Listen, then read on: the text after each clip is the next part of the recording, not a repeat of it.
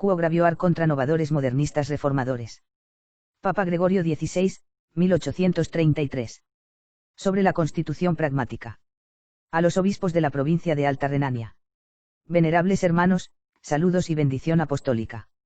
A medida que los males más graves amenazan a la Iglesia Católica por las atroces artimañas de sus enemigos, los papas que han sido colocados en la sede de San Pedro deberían ser mucho más rápidos en tomar medidas para repelerlos.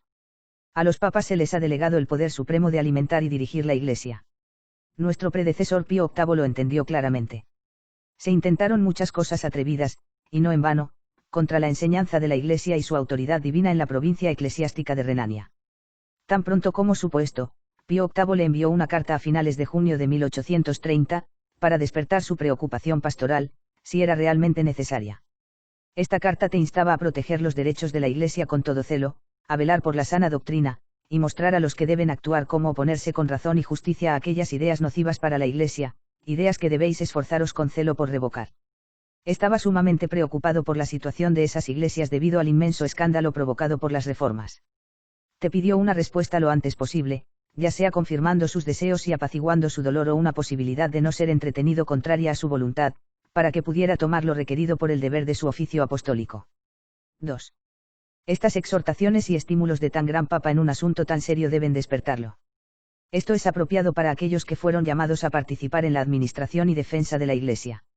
Además, lo que nuestro predecesor nunca pensó, y lo que ciertamente lo habría perturbado mucho si aún estuviera vivo, estaba reservado para que nosotros lo lamentáramos. Esto es a pesar del hecho de que hemos sido nombrados en su lugar con méritos muy inferiores y no tenemos ningún deseo de ocupar este puesto. No podemos decir que haya cesado un asunto tan opuesto a los deseos de esta Santa Sede. Por lo tanto, esta sede generalmente ignora cualquier esfuerzo que haya hecho entre esos líderes por el bienestar de la religión católica y cualquier resultado que haya obtenido. Aún aguardamos informes más precisos, que Pío VIII le recomendó tanto, aunque han pasado 3 años. Ni en verdad podemos suponer por esto que no descuidaste tu deber, que algún remedio saludable había traído en ese momento a las heridas infligidas a la Iglesia Católica. Al contrario, nos espera una ocasión de dolor más agudo. Estos asuntos ya están ratificados y en plena vigencia, en detrimento de la Iglesia y en contra de los acuerdos suscritos entre esta Santa Sede y los líderes unidos. La Iglesia queda así sometida a una esclavitud indigna, habiendo sido privada violentamente de la libertad que Cristo le dio. Es más, su condición en esas regiones empeoró debido a nuevas causas provenientes de todas partes, una condición que nosotros, y usted, no podemos contemplar. De esa compañía de sacerdotes surgieron algunos hombres que dicen cosas malas. Condenan descaradamente esa regeneración y restauración engañosas, como ellos lo llaman, de los reformadores, encendiendo así temerariamente esta sede apostólica. Hacen esto para atraer seguidores y engañar a los incautos. Por eso, en cualquier club que se reúnan y celebren reuniones o debates, nunca dudan en tratar a la Iglesia Católica, como dicen, para reformarla. 3. Muchos de los sacerdotes de la ciudad de Offenbach mostraron abiertamente este tipo de ceguera no hace mucho, según F. L. Mercy, su decano, consejero y líder. Ya no propusieron, para la aprobación del arzobispo de Friburgo, varios puntos de reforma ideados en sus reuniones. En los capítulos rurales individuales, difundieron las mismas ideas y suscitaron una malvada conspiración. Además, de vez en cuando, producían un panfleto con muchas adiciones y se atrevían a imprimirlo bajo el título en negrita: son necesarias reformas en la Iglesia Católica. Deseamos que los sacerdotes de Offenbach se reúnan y demuestren pública y abiertamente su devoción, y que otros, tanto de la diócesis de Friburgo como del resto de las provincias eclesiásticas, no se preocupen por esto. Deseamos que esta muy malvada sedición de los reformadores se contenga dentro de los límites de esa ciudad. Pero lo escuchamos hace mucho tiempo y recordamos con mucha tristeza que este descontento se ha extendido a casi todas esas regiones, especialmente en la diócesis de Offenbach, y que se extendió incluso fuera de la provincia eclesiástica de Renania. 4. Sabéis, venerables hermanos, de qué principios erróneos dependen los hombres antes mencionados y sus seguidores y dónde tiene su origen ese deseo que los mueve a empezar a hacer una revolución en la Iglesia. No nos parece superfluo aclarar muchas de esas cosas y explicarlas aquí.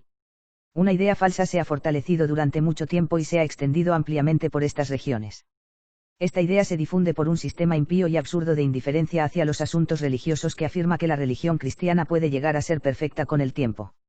Si bien los patrocinadores de una idea tan falsa temen adaptar la inestable posibilidad de la perfección a las verdades de la fe, la establecen en la administración y disciplina externas de la Iglesia. Además, para generar fe en su error, usurpan injusta y engañosamente la autoridad de los teólogos católicos. Estos teólogos proponen aquí y allá una distinción entre la enseñanza y la disciplina de la Iglesia que subyace a este cambio, que siempre se mantendrá firme y nunca se verá perjudicada por ninguna alteración. Una vez establecido esto, afirman categóricamente que hay muchas cosas en la disciplina de la Iglesia en la actualidad, en su gobierno y en la forma de su culto externo que no se ajustan al carácter de nuestro tiempo. Estas cosas, dicen, deben cambiarse, ya que son perjudiciales para el crecimiento y la prosperidad de la religión católica, antes de que la enseñanza de la fe y la moral sufran algún daño por ello. Por eso, mostrando celo por la religión y mostrándose como ejemplo de piedad, fuerzan reformas, conciben cambios. 5. Verdaderamente tales reformadores usan estos principios. Además, los divulgan y proponen en numerosos folletos, que distribuyen especialmente en Alemania. Esto está ahora muy claro en el folleto impreso en Offenbach. Se desprende especialmente de las cosas que el citado F.L. Mercy, jefe de la reunión sediciosa allí celebrada, recopiló imprudentemente en su reedición del mismo libro. Mientras estos hombres se extraviaban vergonzosamente en sus pensamientos, propusieron caer en los errores condenados por la Iglesia en la proposición 78 de la Constitución Auctorem Fidei, publicada por nuestro predecesor, Pío VI el 28 de agosto de 1794. También atacaron la doctrina pura que dicen querer mantener sana y salva, o no comprenden la situación o astutamente fingen no comprenderla. Si bien sostienen que toda la forma exterior de la Iglesia puede cambiarse indiscriminadamente, no están sujetos a cambios incluso aquellos elementos de disciplina que tienen su base en la ley divina y que están vinculados con la doctrina de la fe en un vínculo estrecho. No produce así la ley del creyente la ley del hacedor. Además, no intentan humanizar la Iglesia quitando la autoridad infalible y divina, por cuya voluntad divina se rige. Y no produce el mismo efecto pensar que la disciplina actual de la Iglesia se basa en fracasos, oscuridades, y otros inconvenientes de este tipo. Y fingir que esta disciplina contiene muchas cosas que no son inútiles pero que van en contra de la seguridad de la religión católica. ¿Por qué los particulares se apropian del derecho que solo es propio del Papa? 6. Ahora discutiremos aquellas secciones de disciplina que están vigentes para toda la Iglesia. Debido a que están libres de instrucción eclesiástica, pueden sufrir cambios, pero solo por el Papa, a quien Cristo colocó sobre toda la Iglesia para juzgar sobre la necesidad del cambio por diversas razones de circunstancia. Así, como escribió San Gelasio, equilibra los decretos de los cánones y considera los preceptos de tus predecesores, de modo que aquellas cosas que las exigencias de la época requieren que se relajen para la reconstrucción de las iglesias puedan ser moderadas mediante una cuidadosa consideración. Es tedioso detenerlos con un largo discurso, venerables hermanos, sobre los falsos principios de los que dependen los reformadores. Añaden temeridad al error con la habitual licencia verbal de tales hombres, ya que atacan a esta santa sede como si fuera demasiado persistente en costumbres anticuadas y no profundizara en el carácter de nuestro tiempo. Acusan a esta sede de quedarse ciega en medio de la luz del nuevo conocimiento y de apenas distinguir las cosas que tratan con la sustancia de la religión de las que solo se refieren a la forma externa. Dicen que alimenta la superstición, fomenta los abusos y finalmente se comporta como si nunca velara por los intereses de la Iglesia católica en tiempos cambiantes. ¿A dónde lleva todo esto? En realidad, de modo que la santísima sede de Pedro en la que Jesucristo puso el fundamento de su Iglesia se apresura a la envidia. Su autoridad divina está sujeta al odio del pueblo y se rompe la unión de otras iglesias con ella. Los disidentes pierden entonces la esperanza de obtener lo que quieren en esta sede apostólica. Afirman que la Iglesia, una nación, como la llaman, debe regirse por sus propias leyes. Desde aquí continúan para otorgar libre autoridad para revocar o derogar las leyes de toda la Iglesia a cada pastor individual, si la conveniencia de su diócesis lo exige.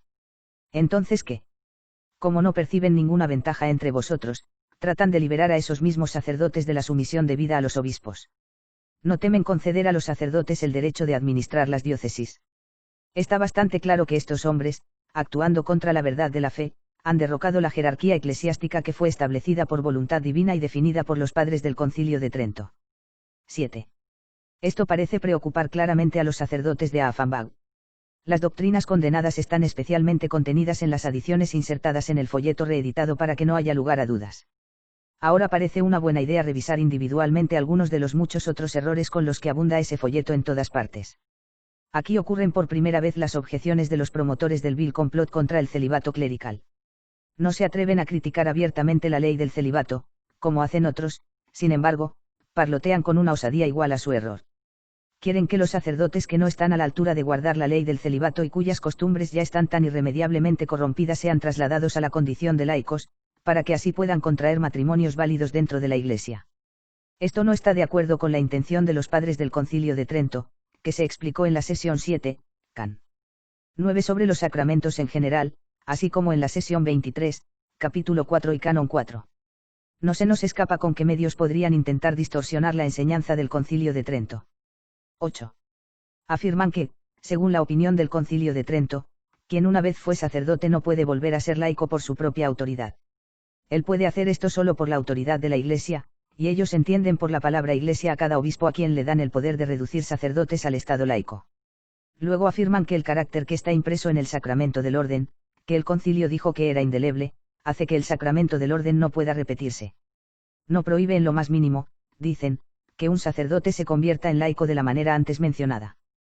Por último, apenas se asustan de contar a ese mismo personaje entre las cosas acordadas recientemente por los escolásticos. Además, al idear tales cosas. 9. No se apartan menos de la sana doctrina en las cosas que proponen audazmente sobre el poder y el uso de las indulgencias. Proponen abiertamente o mediante equívocos la idea de que las indulgencias difícilmente pueden referirse a los dolores temporales del pecado que quedan y que deben ser expiados, en esta vida o en la próxima. Hasta el siglo XI, explican que no existían más penas que las canónicas que debían ser eliminadas por la Iglesia. Por primera vez, en la época de las Guerras Santas, los castigos que Dios imponía al pecador estaban sujetos al poder de las llaves. Luego, continúan, surgió una gran distorsión de la disciplina de la Iglesia. El tesoro establecido por los méritos de Jesucristo y las satisfacciones de los santos, desconocido para los siglos anteriores, fue descubierto por el Papa Clemente V. Finalmente, para abreviar las cosas, las indulgencias se utilizaron únicamente para ese fin, para recordar las penas actuales de la Iglesia y las antiguas canónicas, y así llevar a los pecadores a la penitencia. ¿A dónde pueden ir desde allí, a menos que susciten las proposiciones proscritas 17 y 19 de Lutero, 6 de Pedro de Osma, 60 de Baius y finalmente 40, 41 y 42 de la citada Constitución Auctorem Fidei y para restaurar descaradamente los errores hostiles? En ellos. 10. Estos hombres quieren reformar por completo la santa institución de la penitencia sacramental. Calumnian insolentemente a la Iglesia y la acusan falsamente de error, y su desvergüenza debe ser deplorada aún más. Afirman que la Iglesia, al ordenar la confesión anual, permitir las indulgencias como condición adicional de la confesión cumplida y permitir la Eucaristía privada y las obras diarias de piedad, ha debilitado esa saludable tradición y le ha restado poder y eficacia. La Iglesia es el pilar y el fundamento de la verdad, toda la cual la verdad es enseñada por el Espíritu Santo. Debería la Iglesia poder ordenar, ceder o permitir aquellas cosas que tienden a la destrucción de las almas y la deshonra y detrimento del sacramento instituido por Cristo. Aquellos proponentes de nuevas ideas que estén ansiosos por fomentar la verdadera piedad en la gente deberían considerar que 11. Venerables hermanos, sería demasiado largo seguir las muchas ideas erróneas de los reformadores sobre el estipendio de las misas, que, según ellos, deberían ser abolidas. Se oponen a la práctica de ofrecer varias misas por el mismo difunto, lo que traducen como contrario a la enseñanza de la Iglesia sobre el valor infinito de ese mismo sacrificio de la nueva ley. Tampoco queremos discutir sus errores respecto al nuevo ritual escrito en lengua vernácula, que quieren que se adapte más al carácter de nuestro tiempo. También pasaremos por alto sus ideas sobre sociedades santas, oraciones públicas y santas peregrinaciones, que desaprueban de diversas maneras. 12. Venerables hermanos, seguimos un poco más ampliamente el ejemplo de nuestros predecesores en situaciones similares, como parece exigir la causa del deber apostólico. Decidimos discutir estas cosas para que, con los errores de esos hombres revelados, se supiera a dónde podría conducir la malvada pasión por introducir novedades en la Iglesia. En cuanto al resto, basta con sugerir que la amargura de los tiempos en los que ahora se encuentra el catolicismo nos oprime con muchos dolores. Lloramos a la esposa pura del Cordero Inmaculado, Jesucristo, porque es saqueada por el ataque de enemigos internos y externos y por los males que lo oprimen y lo reducen a este vergonzoso cautiverio. Deploramos con lágrimas sin fin lo que hacen los niños que se apartan vergonzosamente del seno de una madre amorosa y dicen mentiras sobre ella. 13. Que no fracasemos en espíritu. No ahoguemos nuestra voz apostólica en tan grave necesidad católica. No permitamos que el rebaño del Señor sea saqueado y que las ovejas de Cristo sean devoradas por todas las bestias del campo, mientras dejamos a un lado la fuerza, el juicio y la virtud del Espíritu del Señor como perros mudos incapaces de ladrar. Sepan, pues, venerables hermanos, que estamos preparados para soportar cualquier cosa que nos amenace. No nos retiraremos hasta que la Iglesia Católica sea restaurada a la libertad original que pertenece totalmente a su constitución divina y hasta que la boca de los calumniadores sea bloqueada. no podemos hacer otra cosa que despertar vuestra constancia y virtud y exhortaros vivamente a asumir la causa del Espíritu de Dios y de la Iglesia. Compartes una parte de la preocupación cuya plenitud se nos da. Es su deber proteger el santo depósito de la fe y la sagrada doctrina. Es su deber alejar de la Iglesia toda reforma profana y esforzarse con todo su corazón contra aquellos que intentan vulnerar los derechos de esta santa sede. Por tanto, desenvaina la espada del Espíritu, que es la palabra de Dios. Predica como el apóstol Pablo te impresiona en la persona de Timoteo, su discípulo. Mantente firme en las buenas y en las malas. Denuncia, suplica, reprende con toda paciencia y enseñanza.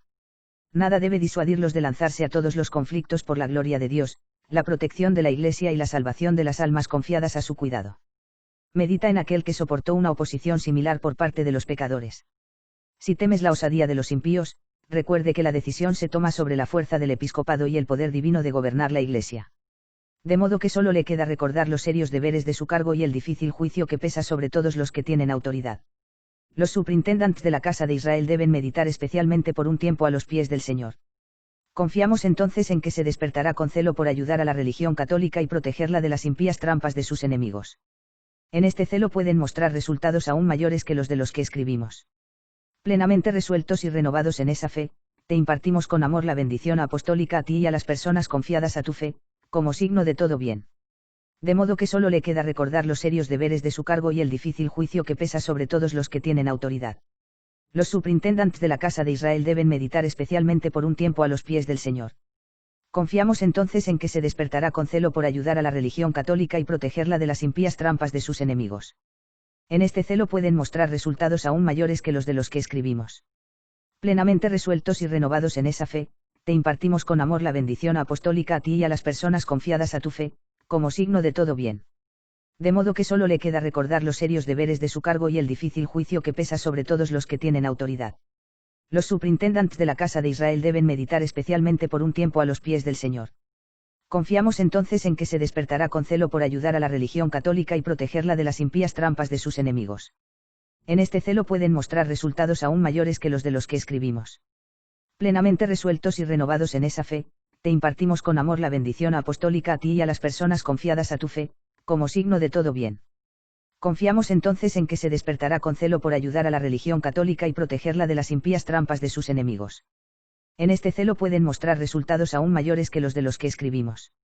Plenamente resueltos y renovados en esa fe, te impartimos con amor la bendición apostólica a ti y a las personas confiadas a tu fe, como signo de todo bien. Confiamos entonces en que se despertará con celo por ayudar a la religión católica y protegerla de las impías trampas de sus enemigos. En este celo pueden mostrar resultados aún mayores que los de los que escribimos. Plenamente resueltos y renovados en esa fe, te impartimos con amor la bendición apostólica a ti y a las personas confiadas a tu fe, como signo de todo bien. Dado en Roma, junto a Santa María la Mayor, bajo el anillo del pescador, el 4 de octubre de 1833, tercer año de nuestro pontificado.